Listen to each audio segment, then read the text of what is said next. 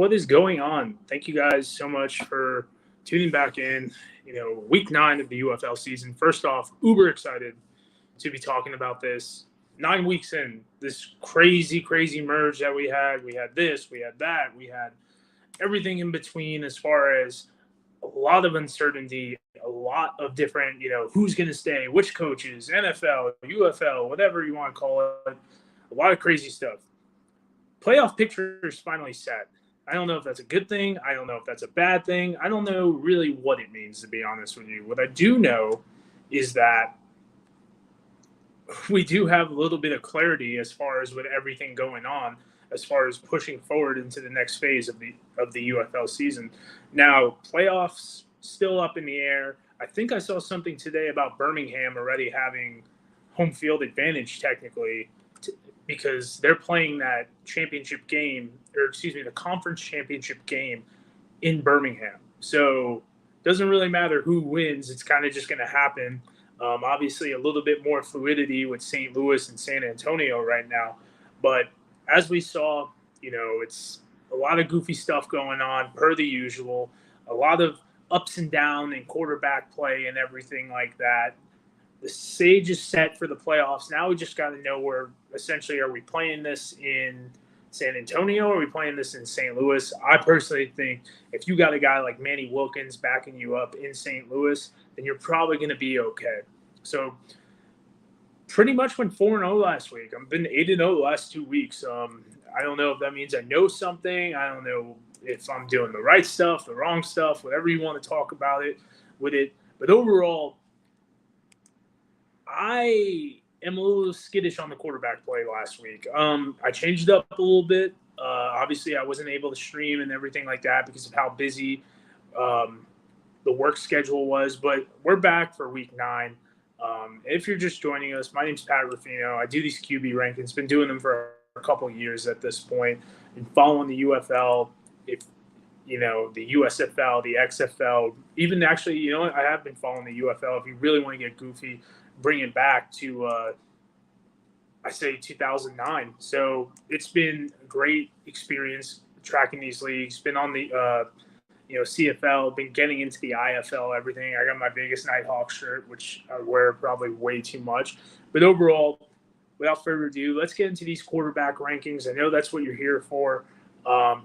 13 quarterbacks took the field this week with 14 people throwing a pass. We got to shout out Paxton Brooks over there of the DC Defenders. He came out there, threw a nice 8-yard pass that unfortunately Wayne Gallman sniffed it out. Now, if you look at what was going on, it actually looked like Wayne Gallman kind of, for lack of a better term, he kind of freaking baited them. And you know what? It worked out pretty well. But Paxton Brooks going 1 of 1 for 8 yards. But when we start these quarterback rankings, I give the honorable mention to my man, Lindsey Scott. Scott, continues to kind of do his thing. Nothing too crazy on that front for him. But Lindsey Scott coming in there, going 1 of 1, one rush for 21 yards. I'm thinking we could see Arlington do a little bit more with Lindsey Scott. And what I mean with that is last year you had way more De'Aaron King. The problem is Luis Perez has been playing at a really high level. I think he's got 1,800 passing yards or something like that. Second in the league or third in the league in touchdowns behind Martinez and A.J. McCarron, who did not play last week. So with all that being said, you got a guy like Lindsey Scott who's kind of grinding in the back, doing his best, kind of just being the good soldier. Obviously, there's a high football IQ there. We've seen it multiple times with him and whatnot. So I'm very curious to see where a team like Arlington goes. They lost 15-20. It was a close game. Sal Canellis seems very productive out there, doing the best he can and everything like that to kind of not only buoy this team, but buoy himself to an NFL career for one more time.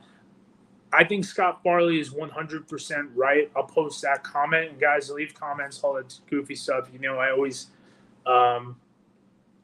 always encourage that, and I always try to interact. But Scott says, let Perez finish out this year so the NFL sees all they can of him. Well, I think, with a guy like Perez, you already know what you got with him. This guy has played almost 40 regular season games of football at a professional level. He's played a little bit in NFL training camps. He's had some preseason reps. He's been on the practice squad and whatnot. For me personally, I do agree with Scott saying they should play Perez for the rest of the year because I do think he earned it. And I think personally that because he has earned it, because he's a veteran, because he's, the guy just threw for over 7,000 yards last week, like in his career, in like 30-something games or something like that, almost 40 games. So in my opinion, the gentleman has earned it. Let him finish it out. We'll talk more about Perez as we get down to that his QB ranking. But Lindsey Scott, number 13. Moving into number 12, normally I kind of give this an honorable mention, but I would like to say that Jalen McClendon gets my number 12. He comes in, he throws one pass on one play, 16 yards, and then they try to get a little bit goofy on everything. This man was on the bench the whole game. And then he comes out and throws a strike. They try to start pushing the ball around, all that fun stuff. But, I mean, you can't judge the guy. He comes in cold, throws a strike, 16 yards on the, fourth and forever and whatnot. It wasn't a winnable situation for him. And they said that Te'amo, I think Christian Palantonio said that Te'amo could have, came back if they got the first down and whatnot. But the guy was set up to fail, and, he did the best of what he could do. Scott writes, I'd like to see more of him. He's impressed when he was with Vegas. Yeah, I think he was a guy in a 16-team league, or if the USFL didn't come back, or the XFL. Like, this is a guy that, in my opinion, is a Troy Williams plus. I think he's got a better arm. But Rod Woodson said it when I talked to him last year about this. The guy just doesn't have a lot of experience. He's throwing more passes now as a professional quarterback than he did in college. Well, that's a double-sided statement, you might say. Well, he was in college for 6 years, had one college start, I believe, and then he played 4 starts last year, and then he has played sparingly this year. So I'm glad he's getting the reps. I don't see them, putting Te'amo to the wayside. I wouldn't do that. But McClendon is a guy we'd really like to see. Maybe we get a cameo in week 10. But, these games are so important to everyone that you don't really have that privilege of, taking reps away from guys unless you're going to the preseason.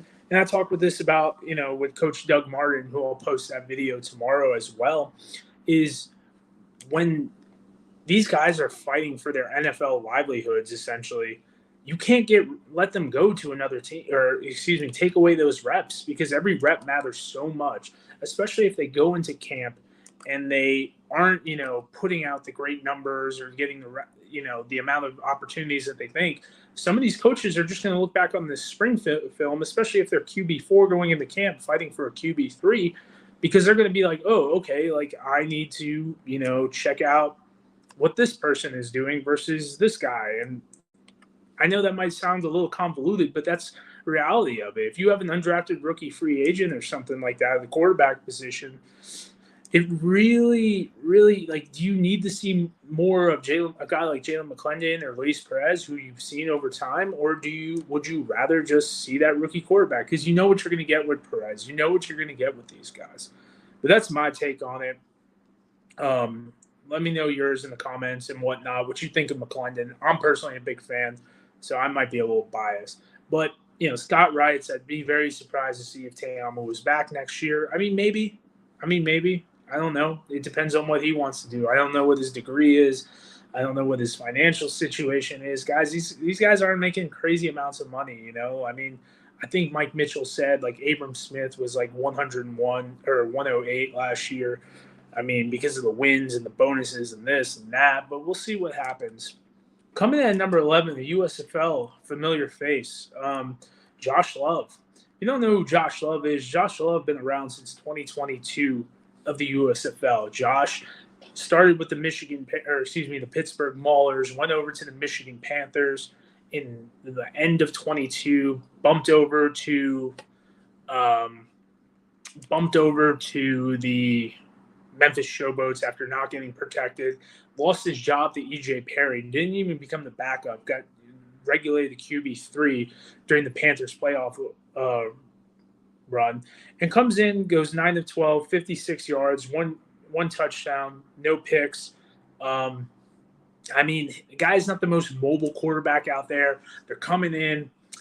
He did seem very calm and collected. The moment wasn't bigger than him. Grant, when you're a 1-7 Memphis Showboats team, you're just out there to have fun, prove your worth, have good reps, and so on. So I see a guy like Josh Love. I think you give him more reps. I think you give him a little bit more. I'm not sure, but it depends on, and I'm very curious if this gets talked about, is putting Josh Love in, does that negate the opportunities for guys like David Davis and Jonathan Adams and whatnot? And John, I'd like to hear your opinion on that as well.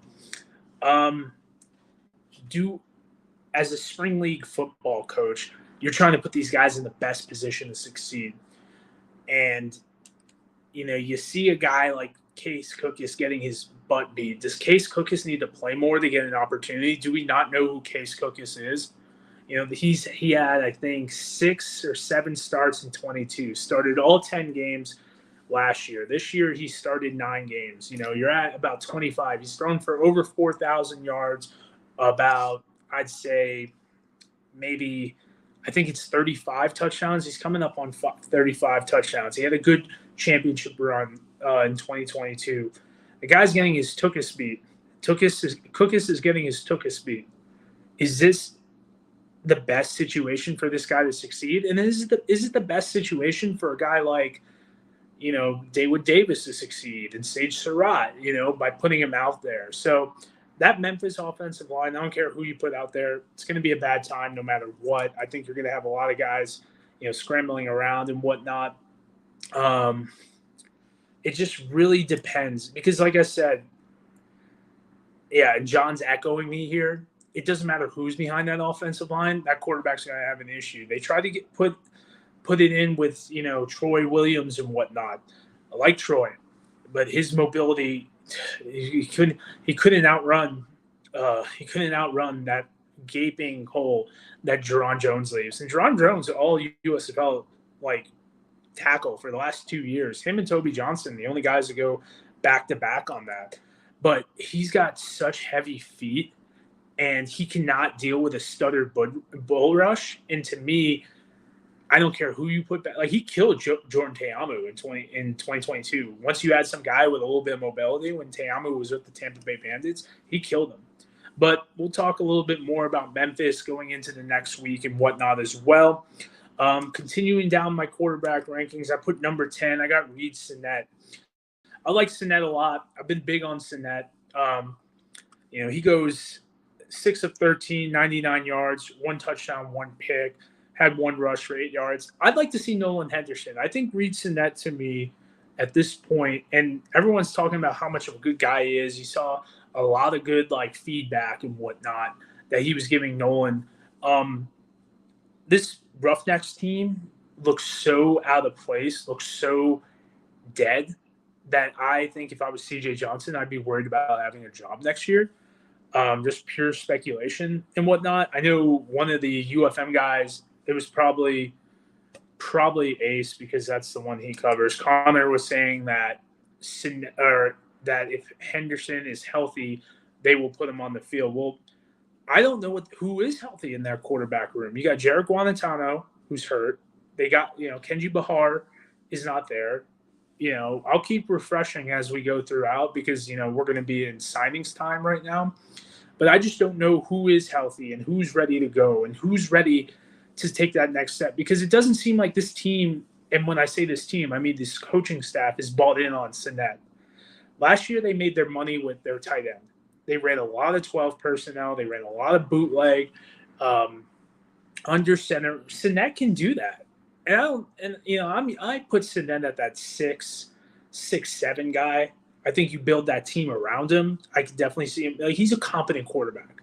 He's competent in this league. He's probably the smartest quarterback in the UFL, in my opinion, intellectually wise.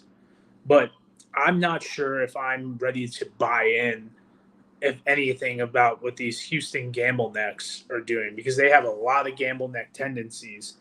And obviously we see Sinet becoming the recipient, even Jared Guantano. Like I don't think I know who. Okay, I do think I know who Jared Guantano is, but I don't think the average viewer knows who Jared Guantano is, because I doubt they watched him at Tennessee. And I wasn't too in love with him at Wazoo, because everyone that goes to Wazoo puts up great numbers, and guess what? He did not put up the most amazing numbers there either. So moving on to number 9, I got sneak preview. Moving on to number 9, I got Case Cookus. We talked about it with Cookus. This offensive line continues to beat him down. I think he might be one of the most mentally strong people in this league, because the amount of hits, backlash, whatever you want to say, is just ridiculous for this young man. And as his window closes a little bit, do we continue to buy into Case Cookus? And I would say I would still buy into him for 2025.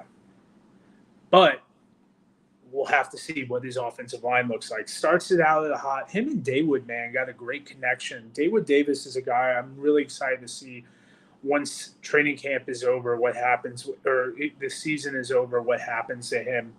Cookus goes 10 of 16 for 179, 1 touchdown, 1 pick, three rushing attempts, 8 rushing yards. This guy continues to get his butt beat, continues to want to play. You could tell he loves the game. And this is something, the difference between the Showboats, in my opinion, who lost 18-24 to Michigan, and the Roughnecks, is I feel that Memphis still cares, is still grinding, because they know that they do not want to play in the UFL. They want to get to the NFL. Or if they don't want to play, if they know they can't play in the NFL, they want to keep their job in the UFL. Something I'm very curious about is, and I wrote an article on this, it's on my Twitter page, @byPatRuffino, is the amount of USFL and XFL alumni that got released from the CFL this past week. Do you bring these guys back in? These are the guys that were cut, didn't get the dispersal draft. Like every week, if you look on that UFL or CFL transaction page, those are the guys that that got picked up, the crumbs. And I hate calling them that, but that's the reality of it, right? Do these guys come back? Do these guys replace some of these dudes who are kind of left or right, or who am I just better than this guy? Whatever the case may be. Do these guys get the opportunity? Because I'm willing to guarantee there's some of these rookie draft picks that got, Nick Amoa was one, Jacob Bremer was one. These are 2 offensive linemen that I think can compete at the UFL and deserve an opportunity. Something we didn't see this year, and if, like I said, transactions get posted, I'll split screen on that, or whatever we call it. Something that didn't get posted a lot of recognition this year was the college class guys getting signed after the rookie mini camps. Like you saw, yes, the USFL did a good job. The USFL dispersal, or the USFL college draft, a couple of those guys still in the NFL. I've written 2 articles about it. I'm actually going through each round. Really enjoy, because that grows my knowledge of the players and whatnot. But we saw our Levi Bells. We saw, Eric Barrier. We saw Terry Wilson. We even saw Guy Myers. Guys who get an opportunity. So I'm very curious about that. If maybe you can pick up some of those 24 pieces and put them on a Memphis offensive line and maybe see a little bit more production. Coming in at number 7, I am number 8 rather. I'm extremely happy to see this one. Hey, thank you, Scott, for the donation. Was Brian Lewerke getting to actually throw the ball a little bit more. He went 6 of 11, 82 yards, 1 touchdown, no picks, 3 rushing attempts, 13 rushing yards. I'm seeing some good production. I'm seeing some good reads. I'm seeing some competent quarterback play. Unfortunately, I'm also seeing Bryce Perkins, who is better than this young man. Now, Lewerke is 2-0. No one can take that away. But what I will say is that we do have a guy like Lewerke who can play at this level, who is competent enough. He looks a lot better than he did in the spring league. Marcel Biafir has done a way better job of plugging and playing these quarterbacks. I made this joke is you had Shea Patterson, you went to Paxton Lynch, you went to Eric Barrier, Josh Love, then you went to E.J. Perry, to Danny Etling, to Brian Lewerke, and then Bryce Perkins. This is their, since 2022, this is their QB carousel they've been on. And they're going to the playoffs for the second year in a row. I have 3 years, 2 in a row. Not bad. Granted, they went 4-6 last year, but it doesn't matter. Oh, excuse me, throwing Carson Strong in there as well. I made the joke that was a Pierce Sports Productions video. I can't wait to see next year.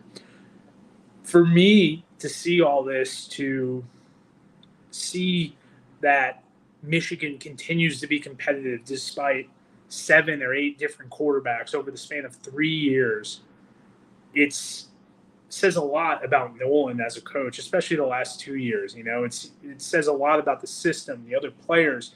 They figured it out, and obviously maybe that's what happens when you get the first draft pick, even though Jared Horst is not good.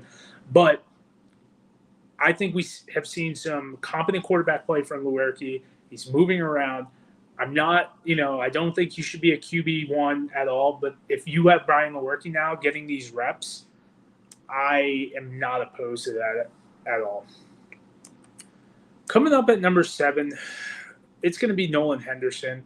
I'm a big proponent of this guy from this last week. 9 of 14, 97 yards, 9 rushing attempts, 34 yards, and a touchdown. His legs is what makes this happen. And he's probably been put in a little bit of a, I would say, Lindsey Scott role, to where he's not, except he's been able to throw the ball. But I'd like to see this guy get, a full game worth of reps. He's a little bit smaller. I think he's got good arm strength. I think he's got the reps, and I think he's going to use those tight ends and those running backs on the RPOs and these play action passes. And you'll see an offense that looks a little bit more like it did last year, where they did go 5-5 and they were competitive and whatnot. So Henderson, it's up in the air if he plays this week. He is hurt. But at the flip side, I'm looking forward to seeing his output and whatnot. If he's able to get a full game of reps, I think he's a safe bet that he'll be back in 2025. I don't think there's any doubt about that if he chooses to. Because he's smaller, I think the Canadian option is not really his. I know there are some supporters of him up in Canada. We'll see what happens. But on that same notion, I think for a guy who really didn't have much opportunity, I think he was with the Ravens for about 15 minutes, we're in a pretty good place with that. So moving on to number 6, getting his first career start, Manny Wilkins. I mean, that rushing attack by Manny Wilkins on his own, it doesn't get much better than that. You see a lot of backyard. You see some throws that should have been made. He put Hakeem Butler in some pretty bad positions yesterday, in my opinion. Overall, extremely satisfied. Anytime your backup quarterback comes in and you win the football game, you can't get mad. Do you want this for the rest of the year? Absolutely not. I think at some point they kind of figure it out with the running quarterbacks, but overall, you should be extremely proud and extremely satisfied with the quarterback play that you got from Manny Wilkins. Wilkins has been on this team for 2 years. I think he's an extremely underrated piece in this franchise. AJ likes him. The team likes him. Beck likes him. Gradkowski likes him. Able to beat out Silvers for the backup position, for the backup job and whatnot. It doesn't get much better than that, in my opinion. I'm a big fan of the guy. I've talked to him twice. This is a guy who prepares, who knows what he's doing, who cares, who's invested in this team. In my opinion, you can't get upset about a guy like Manny Wilkins coming in and whatnot. The only thing is can he do it week after week? I don't know about that. I don't know if he could throw the football 20 plus times a game. I don't know. What I do know is that if he's got to do it, once in a while, I feel pretty good about that situation. So first off, kudos to you, Manny Wilkins, my number 6 quarterback of the week, number 1. Congrats. Love to see you continue to progress, continue to play. And I think you are an extremely valuable member of the Battlehawks team, 1, and 2 valuable member of the UFL. So that's my number 6 quarterback. My number 5 quarterback is Jordan Ta'amu. I kind of put Jordan Ta'amu in the same group as I put, Case Cookus. These are guys who have been champions at their position for the last couple of years and have started to kind of, wear and tear. I think there's going to be a little bit of a coming to Jesus moment. Like, what do I want to do with my life? Do I want to continue to play? Do I want to continue to do this? Do I want to win a championship? Do I think I'm going to the NFL? And, Scott makes a good point, flashes of brilliance, but this year seems off. And I'm glad more people are talking about this. And, John, I will bring that point up shortly. I'm glad more people are talking about this, is that this guy lost 3 offensive linemen to retirement. He lost 3 wide receivers to retirement. There were other players who didn't come back. Then you have injuries upon injuries and whatnot, and then injuries on the offensive line. Abram Smith not coming back, and Mike Mitchell said this, and I wasn't as bold as he was on it. I said it took them from 8-2 to 6-4. He said it took them from 9-1, I believe, and he put them down to 5-5. Mike's a smart guy. I should probably listen. But John is absolutely right. And when we talk about the 4A player, in baseball, there's single A, rookie ball, double A, triple A. I always think of a guy like Ty Kelly. And John, if you remember, Ty Kelly was in the Mets organization. He played for the Mets, Phillies. He bounced around the major leagues. But this guy crushed in AAA Las Vegas, the 51s, when they were called that. He was with the 51s, and maybe they were called something else before that. But Ty Kelly was dominant, and he could not get it done at the NFL level. Now, what I would love to see more from Ta'amu in his career is he gets these pieces, these tea leaves a little bit of a practice squad for a week. I'd like to see that more, but it seems like the NFL would rather sign someone younger. I totally get that. Ta'amu's not a vested veteran from what I understand, so he would only be at the league minimum for his practice squad check. But it is unfortunate that you see some of these teams, they just go through quarterback to quarterback to quarterback, and you wonder what would a guy like Ta'amu do in an NFL game. Kind of like Kevin Hogan, his first game, he rushed for over 100 yards. Could Ta'amu do that? I don't know, but that's my opinion on it. Another guy with a great career, over 6,000 yards, 44 touchdowns in the air, plus his playoff stats, has rushed for over 1,000 yards as a quarterback. Extremely impressive. But on the flip side, at some point, the dream does end. I'm not sure if I'm the one who makes that decision at all, because who am I? But it is a very real possibility that Ta'amu may be on his last hurrah for what that is worth. Going into number 4, I really like the fact that I can put this name on up here, and that's Bryce Perkins. Perkins goes 7 of 9, 106, 1 touchdown, 9 rushes for 55 yards. Perkins is doing exactly what he did when he started for the Rams. The cool part is that the defensive ends don't run 4.6 40s like they do in the NFL. It's a lot easier to move around and try to beat some of these guys, like John Akins and whatnot on the edge, and Max Roberts, because if they can tackle Perkins, they'd be in the league right now. And that's the cold reality of it. What I do think is happening is that the UFL is going to get a cheap signing back if there are some quarterback issues with the Rams and whatnot. And, that looks good for the PR. I think people do not really grasp the magnitude of these guys signing to the NFL.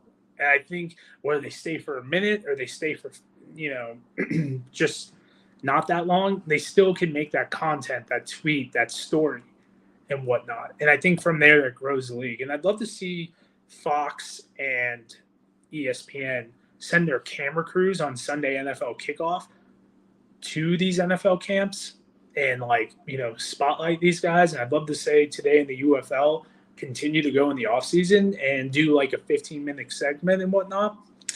But that might be wishful thinking. I don't know.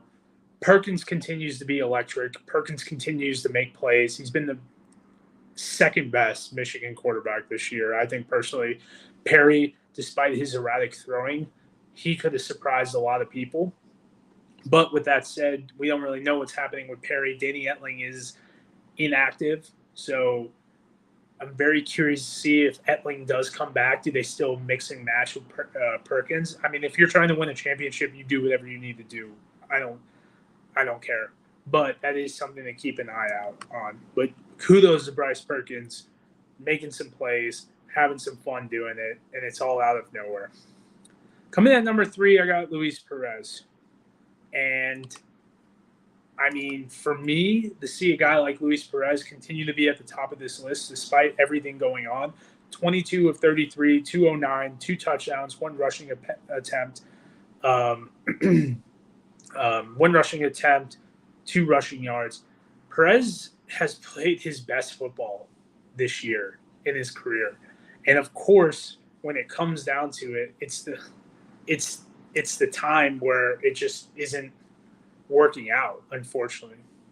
So with all that being said, Luis is a professional. He's going to continue to go out there. He just crossed 7,000 yards. I'll make that tweet tomorrow.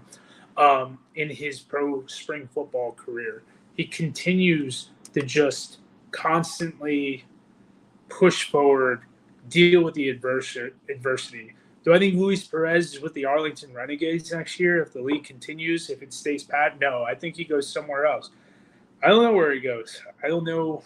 I'd like to see him in Michigan, but you got some of these familiar names like Perry and Perkins and Etling. They all could get these practice squad contracts. They're all fresh off the NFL circuit and whatnot. But to see Perez continue to progress and make plays, I'm a big fan of it. And I think Darren puts up a good point here. But Perez may be the best in the league, but the timing for him moving up is not there. Yeah, it's done. This is it. If you're calling Luis Perez, there's a lot of issues going on. And, Scott, we could talk about expansion until we're blue in the face, which that's what gets the views in YouTube when you talk about the UFL. I think he could do it. I think he's still a top 5 quarterback in the UFL. I just don't know what is the end game for him until when he needs to be like, I'm done playing quarterback. He's 4,000 yards away from passing Bobby Hebert as the most yards thrown by a spring football quarterback. I'd love to see that. I think that warrants my Hall of Fame thing I'm going to be doing for him in 5 years. I can't wait to do that. My Hall of Fame campaign for Luis Perez. But as of right now, it's the Arlington defense and special teams is just completely just completely just imploded. And I want to read what John just put. If there's an expansion, it seems like Arlington would protect him if that's going to be a rule. I mean, if we go off the same metrics that, hockey and all these other teams, I think they would 100% protect him. But I don't think Bob Stoops is coming back next year. And I just, does that change? I personally think he's going to give it to like Chuck Long if he has an opportunity, or John Hayes, because, the Iowa connection is strong. But if Bob doesn't come back, like, who's there to protect Perez? Do they want to give Lindsey Scott the keys to the Ferrari? I don't know. If it was me and the new coaching staff, I don't know. It really could be so many different values.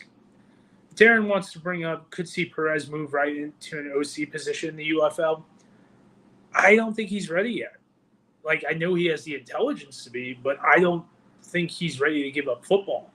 And I doubt he cares about stats, and I doubt he cares about all these different things and whatnot. And I would love to see him coach.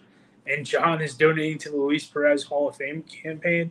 And John, offline, I think we should talk about that in a couple of years.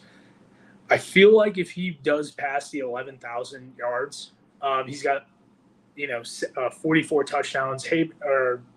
Jim Kelly's got the most touchdowns, I think, with 80-something. But if he does do that, I think we have a serious conversation about trying to get him into the Hall of Fame. My personal opinion might not be, the the best use of our time and money, but I think it'd be a good story. And, that's what this league, that's what football's made of, is good stories. Number 2, Adrian Martinez. Yes, I moved him down from 1. I felt that there was a lot of dinking and dunking, and I didn't see him stretch the ball as much as I want. Granted, them some bad drops, but I do think Adrian Martinez is going to be the MVP of this league. I think with AJ not playing, the only thing that will stop Martinez is if he splits reps with Matt Corral. Personally, I'm holding out hope for this. I think we get a Jamar Smith cameo in week 10. I'd really like to see that. I'm hoping for it. I don't know if it's going to happen, but we will see what happens on that front. And guys, just giving you an update, still updating the UFL page. Nothing going on them. Yeah, I mean, John, I just felt, and I think we know who's number 1, and I'll say it is Quinn Dormandy. I just love the way he played. He played with confidence. I think he made 5 or 6. It was 6 throws of completions of 30 yards or more, and not like the dink and dunk one. I felt that he was able to push the ball down the field, and with how good Birmingham is, I personally felt that they should have had a much wider gap to their victory over Houston. That was my opinion on it. I felt that this week Dormandy is number 1. And obviously we pulled up, but you can't stop talking about how good Adrian's been this year, and he looked bad in the beginning of the season. Like, he looked timid, couldn't get in the rhythm, and he's just taken off. And I think he's becoming the MVP. And if you really look at this, Skip Holtz, he's won games with Jamar Smith. He's won championships with Jamar Smith, with Alex Magoo, with Matt Corral, now with Adrian Martinez. I think that Adrian's going to be back into the NFL. I think that I don't know what he does past that, but I just think he's doing too many good things to not be. Maybe he goes plays receiver like Alex Magoo. And Darren, you're 100% right. He probably is going to be number 8 next week. And you know what? But let him have this week, and that's what it is. Dormandy's got a great arm. I'm a little disappointed that he did not pick up where Chase Garbers was, because I think we'd be looking at a 3-headed MVP race. If Garbers and McCarron don't get hurt, it's those 3, and whoever has the best offensive numbers, pop it up. But on the flip side, I'm not really sure what the future is for San Antonio. Garber's getting inactive is now inactive right now. We'll see what happens. But Dormandy, you want a little bit more. You want a little bit more with AJ Smith. And, John's exactly right. I said it before. Would have loved to see Dormandy with a competent OC, and here we are. Yeah, I mean, here we are. It's a little disappointing. Makes you give a little bit of credit to Shane Matthews, though, with the Orlando Guardians. I'm just saying. A lot of people weren't that high on Shane Matthews, but, I mean, I am. I thought Shane was a good coach, and it's kind of unfortunate that he got the axe, because you could see he was thinking all the same stuff with that Orlando Guardians team. But those are the quarterback rankings this week. We're going to push on to the previews of the week. If you have any questions on my rankings, please, love to hear the opinions. Put it in the comments, put it in the chat, whatever you want to call it. Really, really pumped about these rankings this week and whatnot. Moving on to the games. Personally, what are you guys excited for? Because in my opinion, I don't know how much there is to be excited for about all this stuff. There's a lot of different things going on. I'm more curious about how do they feel about staying healthy? How do they feel about, going into getting reps for guys who don't, play as much? That's my biggest curiosity on what these coaches do. I think St. Louis is going to be, because essentially it's a Week 10 matchup for them. That's when they play San Antonio. close it out, do you rest the guys this week? Do you rest AJ McCarron? St. Louis is going into Arlington this week. That defense is going to get shredded by Manny Wilkins with his legs. We're seeing the Wayne Gallman resurgence. That offensive line has played a little bit better than we think this year, but I personally feel that St. Louis has the edge on this. I wouldn't be surprised to see an upset, but based off what we saw before, I just cannot trust the Arlington team this year, in my opinion. Even though Big Game Bob has his 200th win, I think he's like, hallelujah, I'm done, I'm moving on. But St. Louis has way more firepower. They were able to get it done last week against DC, which still has a pretty tough defense to play against. Obviously, the Arlington defense not as good. I'm going to push the St. Louis taking this one, getting their 7th win of the year, and getting ready for that that week 9 showdown or week 10 showdown. God, week 10 already. Week 10 showdown against San Antonio. The Birmingham Stallions versus San Antonio Brahmas. My opinion, I'm going Stallions on this. I think if you're San Antonio, you rest up for week 10, depending on what the playoff circuit is. Now, I haven't seen all the playoff scenarios, but what do you gain by beating Birmingham? What do you gain with having Garbers come back too early, having this, having that? If you do bring Garbers back with that defensive line, your offensive line's had some issues and whatnot. For San Antonio, if you really break it down, this is their hardest part. They might want to just kind of throw that white flag, in my opinion, with them clinched. Because if you want to beat St. Louis for the playoff spot, for the home field advantage, are you going to risk all this stuff? And, are you going to risk? I think you're going to risk throwing the kitchen sink in your playbook and whatnot. I think it's just a weird place to put these guys in this position. It's not an easy situation 100%. Obviously, you got like Wade Phillips, a lot of pride, a lot of, moxie, all that good stuff. But is it really worth it to kind of put all the eggs in the basket in an effort to, essentially see what's the next phase as far as for San Antonio? I know that's kind of talking back and forth and whatnot. Birmingham has the far superior team. I don't think you risk Garbers coming back. I'm taking Birmingham, giving the USFL a win and whatnot. It just really depends. That coaching staff has some hard decisions to make. Do you want to play so hard that your guys get hurt? Obviously, injuries are a part of the game. But the flip side, are we going to keep, showing out all our tricks and dandies to beat St. Louis when we have to play them a week later? I'd love to hear everyone's opinions on that. It is a tough question. So before we get into getting into our next game, we're going DC versus Memphis. I got to go DC on this. Greg Williams' defense is going to eat up with that pass rush, that offensive line. We've talked about it over and over again. I don't think Te'amu's got to do a lot, but if Memphis is going to win, they got to get the ball out quick.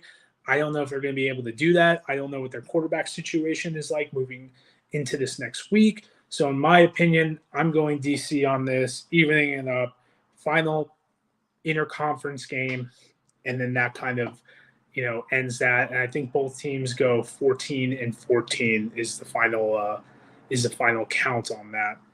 Final game of the week, it's going to be the Michigan Panthers versus the Houston Roughnecks. We're seeing, obviously, the inner workings of, the turmoil of Houston, what's going on. Scott says that Memphis is taking the upset. I'm here for it. I am 100% here for it. If it happens, great. Not even going to be mad. But on that flip side, I just don't think it's going to happen. I think that the defensive front seven of DC will put up too many issues for Memphis to deal with. They've had offensive line issues all day. Pushing into Michigan, I'm going to take Michigan on this one. I think there's just so much inner turmoil in Houston. You got, CJ it appears that CJ is having a lot of issues kind of controlling that team. It appears that there's some turmoil with the injuries as far as Toby Johnson not getting the treatment the way he needs to. I'm personally Michigan. Bryce Perkins is getting hot. Brian Lewerke looks good. Matt Colburn, he's done a great job this whole year. Offensive line is gelling a little bit more. So much better with Noah Johnson at center over Sean Pollard over the last 2 years of watching that. As far as the attendance, I mean, we'll see. I actually think that Kid Rock is having a convention in Houston this weekend. So I don't think there's going to be much people there. That's not true. I just made that up. But on the flip side, you don't know who's starting a quarterback. There's plenty of issues. They just released Ty Rodgers, who's their offensive tackle. A lot of new faces. Shamorius Gilmore is another guy that actually just got brought back, and we'll go over the signings as well in a minute. But I do not see Houston being able to squeak one out against Michigan. Mike Nolan has his team coached way too well for any turmoil to come up like that. So those are my picks of the week: St. Louis, Birmingham, DC, and Michigan. I went 4-0 last week. I think I'm at this point. I'm like 18 and 10 or something like that. Or excuse me, 22 and 10. So I'm pretty pumped. I've had 2 perfect weeks in a row. Doesn't get much better than that, in my opinion. That's something I'm going to talk about one day when I'm giving the Luis Perez Hall of Fame inauguration. But to wrap it up, let's go over some of the transactions. They finally came through. Switch over to that. As you can see, Drew Plitt, Battlehawks legend. Thank you for coming in. What does this mean? A.J. McCarron's probably closer to being healthy. He was limited yesterday. So Plitt's gone. We'll see what happens. They signed Mike Hampton to add some relief in the defensive back. Wrote an article about that. And then they agreed to some terms with 5 different players. Jeremy Cox played with Arlington last year. He's back. Had a good game.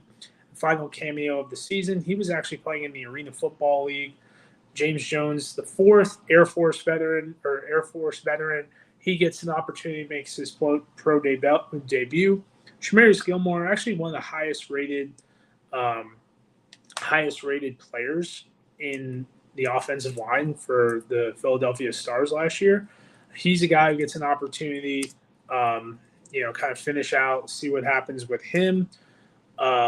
Moving down to Mike Tafoa. This is a guy who was with Michigan earlier.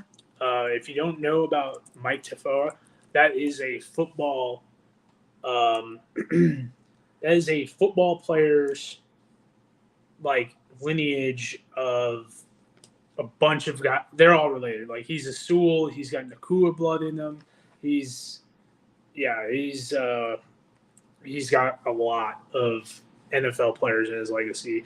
And Bumper Poole, who was with the Carolina Panthers last year, he played at Arkansas, I believe. He's a Texas guy. He joins the Michigan Panthers. So maybe we see, this is the guy they thought Patty Fisher would be last year, who he had a cup of tea in the NFL. All SEC guy. I think he's bounced between the first and second team and whatnot. Very curious to see what he brings to the table, if he's going to be active. The team brought back Levi Bell. So I'm extremely excited to see that, because not only that, he's got a cool name. He legally changed his name to Bumper Poole. I remember them talking about that in pre-draft circles and everything like that. But guys, we're gonna wrap it up. Let me know what you think about it in the comments. Were my QB rankings correct? Am I an idiot on who I'm picking up for my teams and whatnot? Let me know what you guys think. I appreciate everyone for tuning in. If you're new here, like, share, subscribe. I'll be posting this and whatnot. But overall, thank you guys so much.